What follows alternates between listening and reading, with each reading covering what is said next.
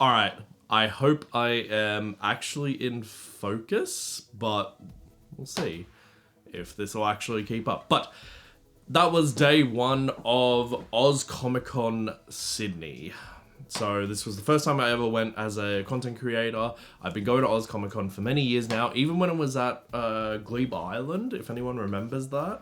I went to that. My God, that was a track and a half.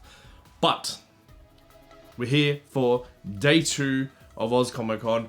Now, you probably saw that I didn't do much photo shoots yesterday. That's because I am taking a step back, not from like photography or anything, just with how much stuff I've done recently. I'm like overworking myself. So I'm only gonna possibly do 3 shoots today. I don't know how I'm gonna feel about the last 2, but we'll see what happens.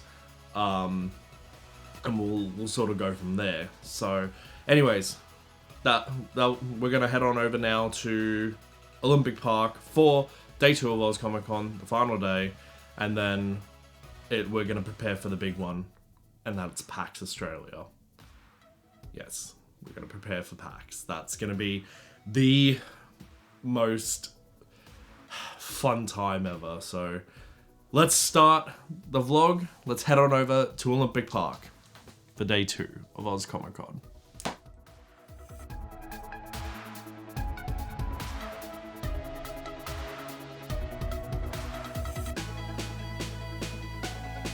Alright, so, hold up. No, I ran into friends as I parked my car. They parked right next to me. Oh, alright, but no, we finally made it to... Alright, but no, we are here at P8 parking lot. We're now gonna head on over to the Dome, because Gremlin has to line up, I don't, so thank God. Sorry Gremlin, you're stuck. But yes, so let's head on over to Oz Comic Con for day 2.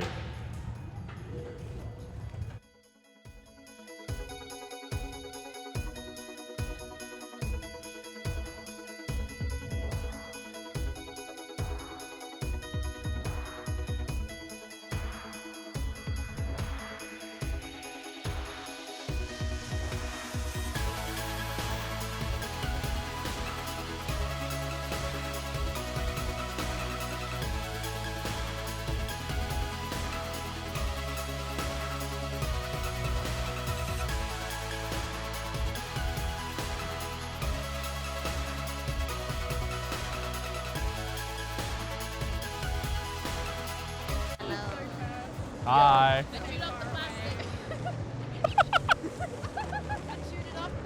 Look, it's another fellow content creator. I actually forgot what your username is. Oh my God, I know someone totally. Yeah, no, go follow them. Go follow all of these beans. So wait, do I get the autograph now or later? Yes. Before you become famous? I don't think it's gonna happen. I'm just gonna ask now. It's really prepared, okay. preparing the page, you know? I don't know, that Critical Role music video I did says otherwise. It was So cool. I think this thing. Ready, 3, 2, 1. All right, we are here for day 2 of Oz Comic Con Sydney. So as you can see, the doors are open now. So many people. I wasn't actually expecting this to be like actually sold out for the weekend passes. I still think Saturday and Sunday are available, but like seeing this, it's like, holy crap, I'm super excited for this. But no, we're here for day 2. I've got a shoot to do, and then I'm gonna go wander around the con after I've done my first lot of shoots. So let's enjoy day 2 of Oz Comic Con Sydney. Hey Bizzle, you want to explain why you're in the shame corner? Come back here, do you want to explain why you're in the shame corner? We'll find out next time on the next episode of Dragon Ball Z. Ah, yes, Dragon Ball.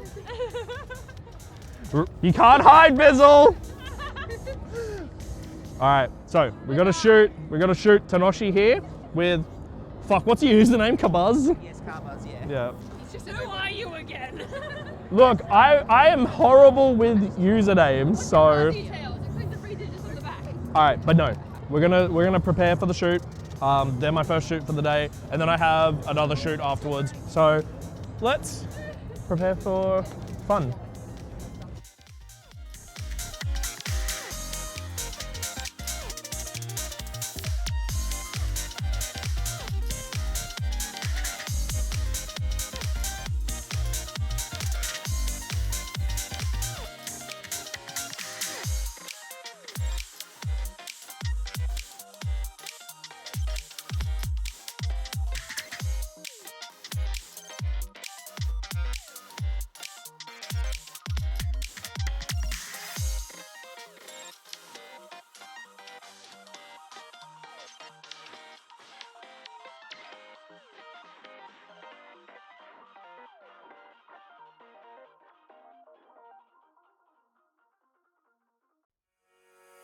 I was knocked down, heard the countdown through the haze, in the face of defeat, yeah.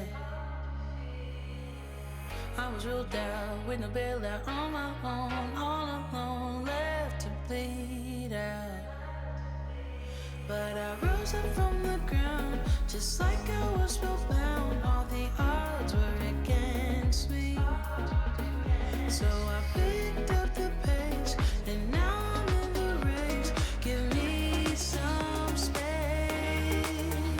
I'm a movement and I ain't losing.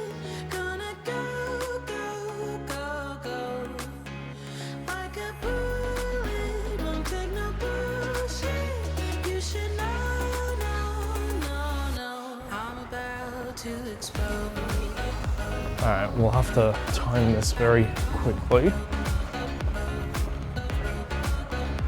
This is going to be a speedy photo shoot. How long until 7 minutes? So I've been told that I should fold and give in. I can't win in this game, no.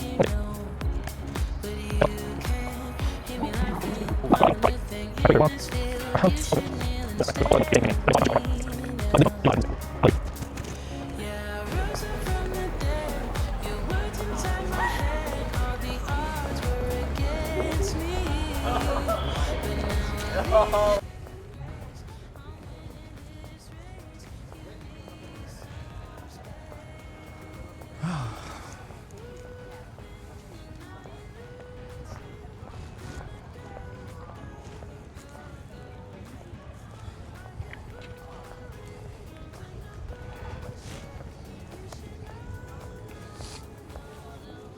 All right. So, what did we just do? We were just at the platform in the train station trying to take photos, especially as the train came in. Yep. So, the train came in. I'm hoping that we got the shot. So, it was super funny with a Bulldog supporter. The train came in and then just like the Bulldog supporter like literally looked at me as it slowed down and opened up. So I was like, my guy, why? My guy. Fuck. All right, anyways, let's head on back over. So, bear with me while we review the photos. All right, I has a Beezus with me. This is my next shoot for today. So, we're gonna try and wing it because, you know, I think this is the first time that's not Paradise Love that you're working with me. Yes. Like, I've only ever worked with them with Paradise Love. So if you don't follow that idol group or Shockwave, go follow them. Please do. We're so cool and swag and slay. But yeah, so I'm just trying to think. Because Love Live, it's cutesy and whimsical, except there's no place here that's cutesy and whimsical. Ideally, I would have loved an arcade. The sun's good, at least, because it's all sunny. Yeah, Very sunny. this is true. All right, let's see. We can do.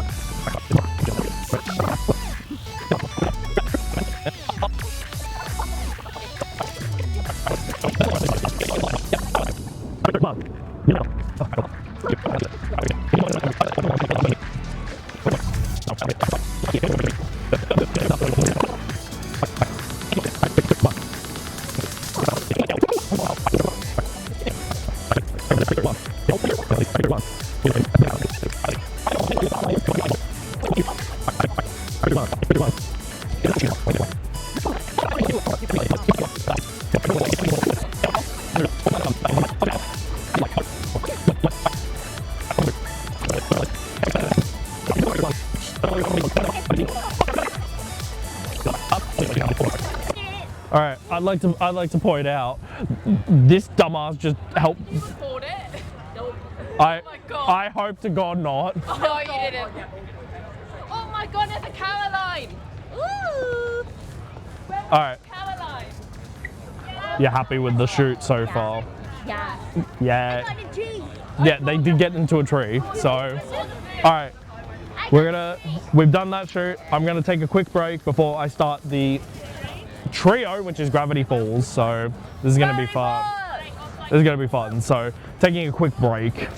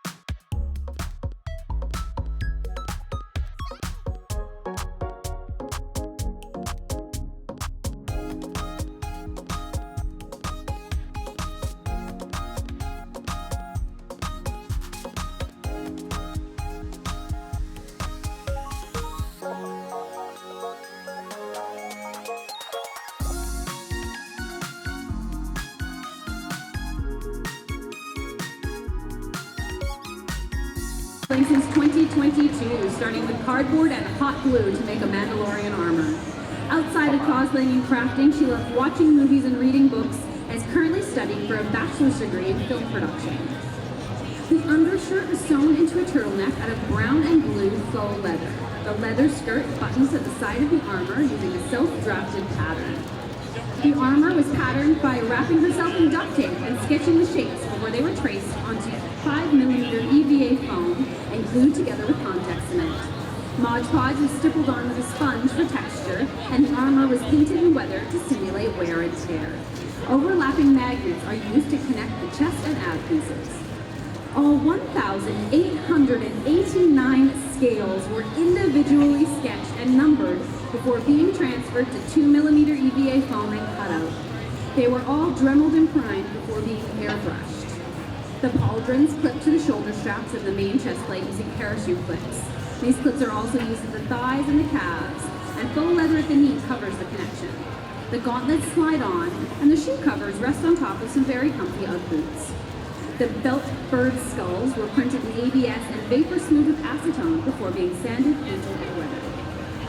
A pattern was altered for the EVA foam helmet, and 3 different pieces articulate with Chicago screws. The seams were smoothed out using caulk, and the spikes and scales were attached. The blade of the axe is carved from foam, covered in paper mache and 3mm EVA foam. Snip's hand modeled the raised details with thermoplastic, then primed the blade with Mod Podge and airbrushed. The handle is a PVC pipe covered in foam, and the wood grain detail created with a wood burner tool. This is the 3rd wig she's tried for Astrid. A combination of 3 and 4 strands were braided together, and the roots darkened with eyeshadow. Thank you so much, Snips and Stripes.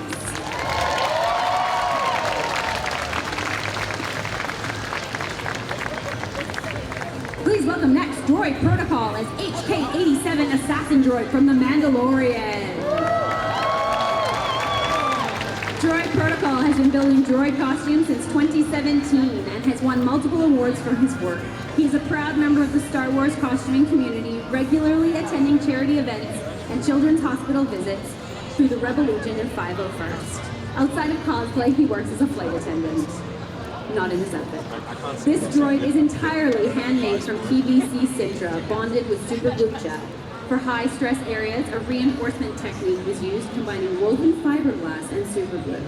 Some components were coated with 3D printer resin to assist with smoothing and preparation before painting. He learned that the original HK-87 kimono was made from silk and chose a faux velvet fabric with a satin-style backing and used it in reverse to replicate the silk's sheen. All the patterns, both sewing and droid, were self-created, and he sewed the undersuit himself. The tool belt was also sewn and hooks directly onto the armor. It's also functional. The entire suit connects with magnets, and the knees and elbows are articulated with holes. On screen, the character's legs were computer-generated, but Droid Protocol engineered fully functional, screen-accurate legs that closely match. He says, "I'm blessed with long, skinny legs, so I'm the perfect person to become this character." It took several months of trial and error to figure them out to look as accurate as possible. And to make them functional, strong magnets were used, and hinges open at the half at the back so they can slip in. To replicate the droid's distinct color scheme, a custom automotive paint was mixed. Additional detailing was achieved using carefully sourced acrylic spray paints, and the chipping effect was achieved with a paint pen. The mask, magnets into the helmet, and visor sunglasses were cut apart for the eye shield. The feet are high-heeled boots that have been heavily modified, and PVC parts attached to match the rest. Thank you so much, Droid Protocol.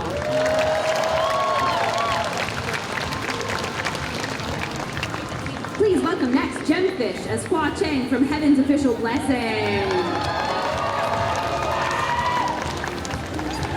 Gemfish has been cosplaying for around 10 years, starting with closet cosplays and quickly starting making her own. She loves sewing as a medium to express creativity, creating different versions of cosplays like gender swaps or mashups.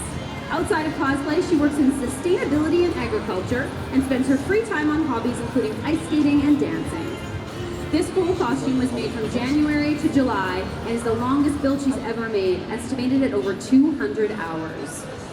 This costume is built from the inside out in 4 main layers inspired by traditional Chinese clothing. The inner robe, consisting of a beige vest and 3/4 pants, were made from linen, and a pattern was altered for the pants and featured 3 embroidered silver butterflies on the right leg. The second layer is made from organza, and the third robe is made from 2 different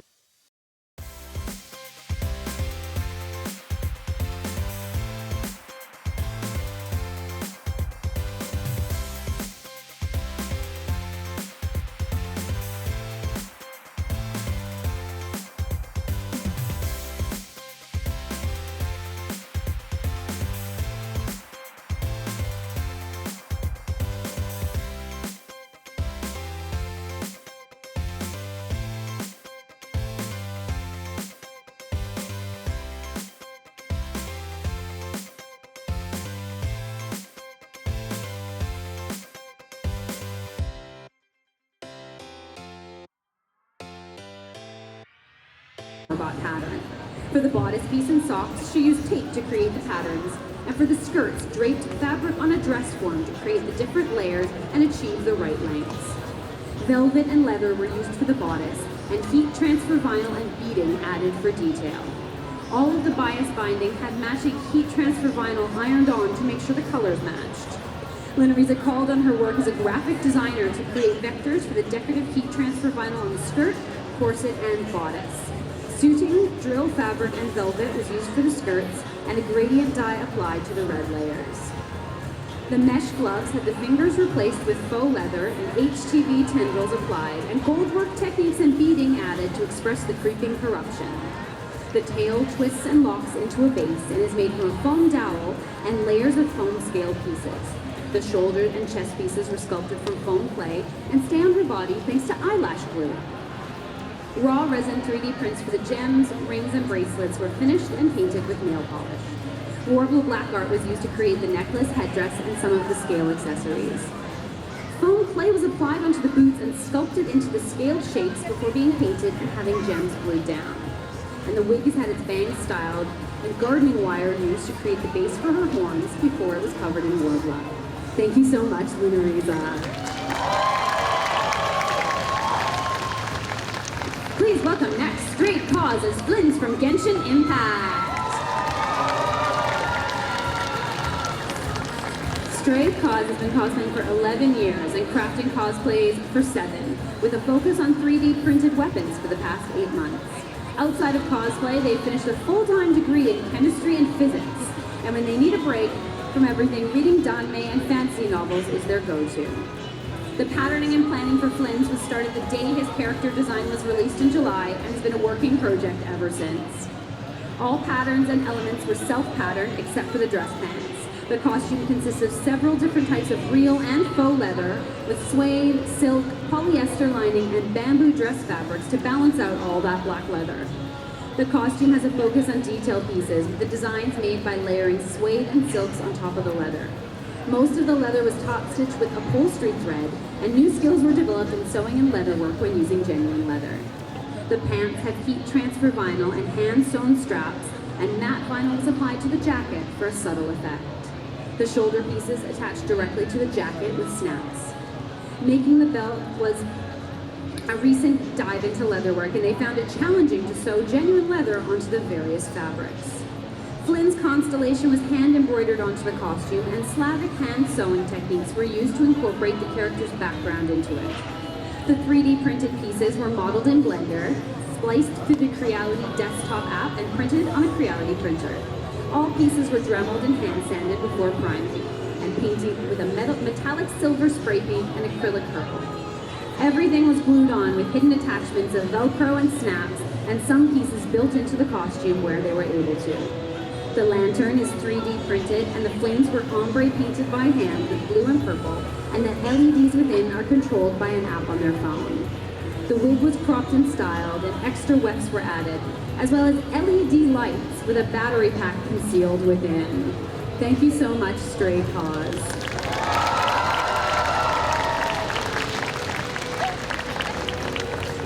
And finally, please welcome, where is Danielle as Sabathun from Destiny 2?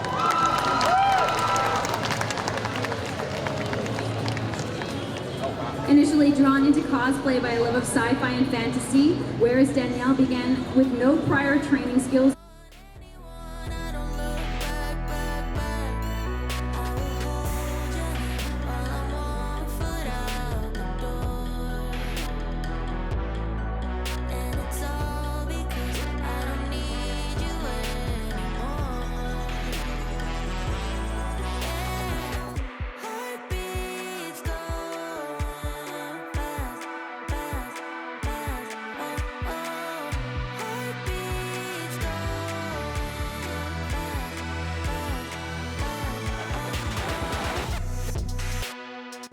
The base bodysuit was patterned off a block and sewn from a fabric that color matched the reference.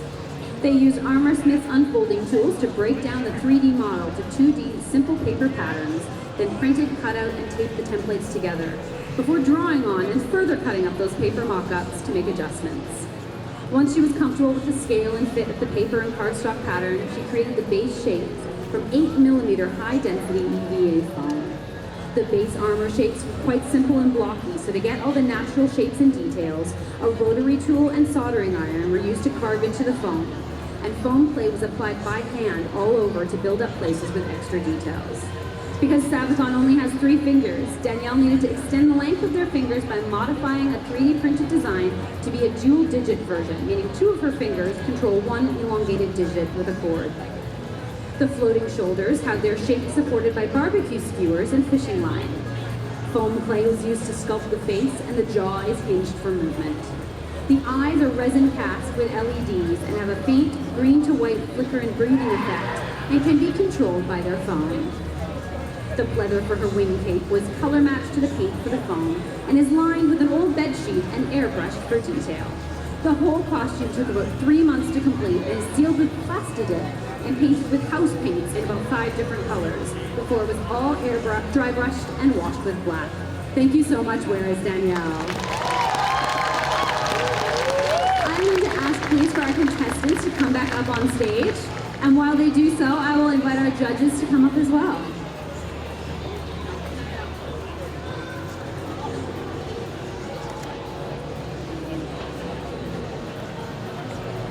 While they're doing so, can I get a big round of applause, not only for our judges, but our wonderful cosplayers?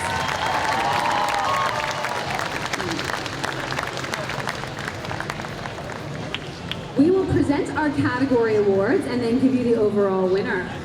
So we're going to start with needlework. Can I get a drum roll, please? The needlework winner is Lunariza!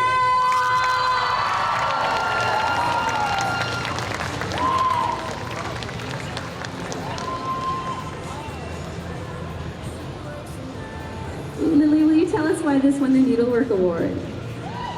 I really love that you made all of your own patterns and modified the ones that you couldn't. You've made it fit beautifully, and the techniques you've used to finish them off are gorgeous. Even your top stitching, clean, beautiful, and I'm just really impressed. Up next, we have the Armor Award. Drum roll, please. The Armor Award goes to Snips and Shapes!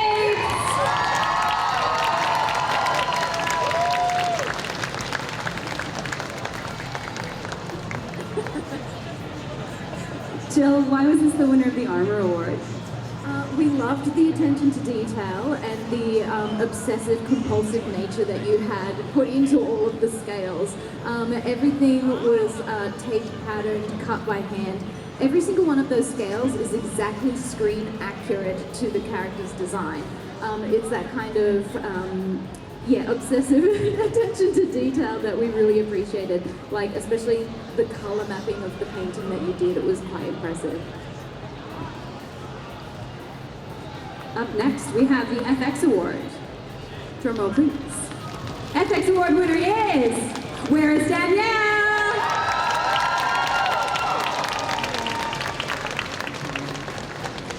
I will hold it on your behalf. Sino, why was this the winner of the FX Award? So you can obviously, it's hard to see in this lighting, but the gorgeous LEDs that are in there, the way it flickers is really stunning, and the organic shapes that were in your foam work blew us away really, and all of the effort that you put into layering all the different kind of depths around the armor really gave such an amazing effect around the full costume, so congratulations. And finally, we have the Wild Card Award. Drum roll, please. Our Wild Card winner is...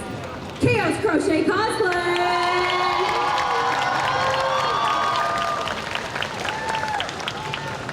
Lily, why was this a wildcard winner? As you can see, I think we were all blown away by the fact that you crocheted your whole costume. And that's not something we see very often. And all the techniques you used within that one element was amazing, and it really blew us away. So we thought you deserved the wild card, because it was in fact a wild card. I'm gonna have our category winners step forward, please. The moment we've all been waiting for. I would like the biggest of drum rolls, if you please. The 2025 Australian Championships of Cosplay Sydney winner is... Where's Danielle?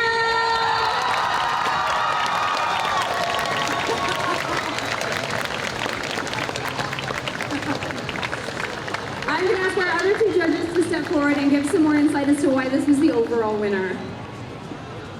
It's such a difficult thing to split hairs between these incredible cosplayers, but I think Danielle's detail work with creating an organic form out of foam is something that you don't really see every day, and she did a phenomenal job at it.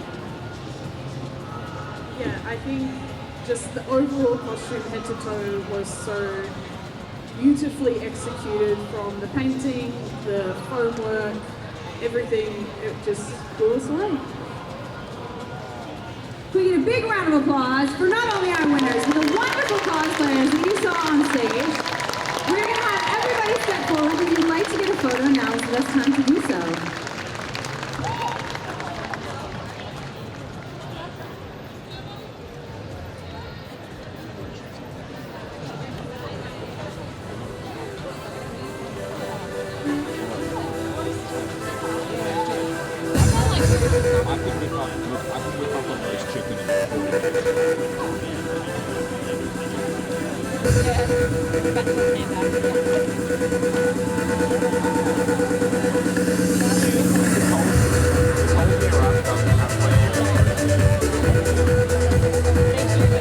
Thank you so much. Stick around. We've got the cosplay parade coming up soon.